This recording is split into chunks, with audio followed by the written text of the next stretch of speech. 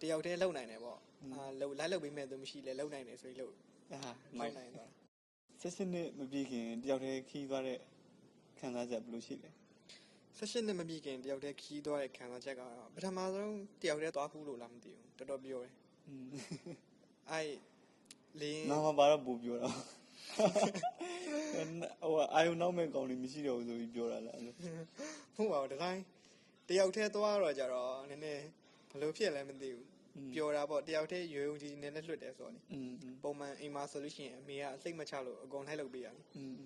အဲ့ဒါဆိုတော့ကြတော့ကလေးလိုဖြစ်နေအခုလဲကလေးပါပဲဒါပေမဲ့တယောက်တည်းလွတ်လိုက်ရတာကြောင့်နည်းနည်းတယောက်တည်းကိုယ်တိုင်လုံနိုင်တယ်ဆိုတော့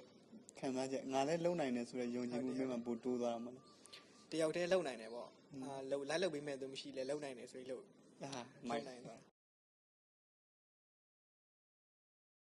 သွားနေမှာတော်တော်များများလဲသွားနေကြတာပဲဒါတော့ကျွန်တော်ကနေရမလို့အဲ့လောက်ခက်ခဲနေရထင်ပါတယ်ကျန်တဲ့သူတွေဆိုသွားနေကြရမယ်တို့တို့ပုံမှန်ပဲလေ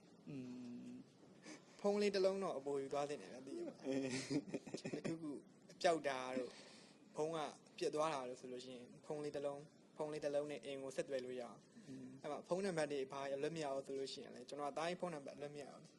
တိုင်းဖုန်းဆိုတော့ကျွန်တော်အဲ့မှာစာရွက်ထဲမှာခြာရေးထားရေးလို့ရှိရင်ထည့်ယူသွားကျွန်တော်ကတော့ဖုန်းမပြစ်လိုက်ပါဘူးဒါပေမဲ့ထည့်ယူသွားတခုခုဆိုလို့ရှိရင်ငါဖုန်းပြောက်သွားရင်ဆိုလို့ရှိရင်လည်းဆက်လို့ရတယ်ပေါ့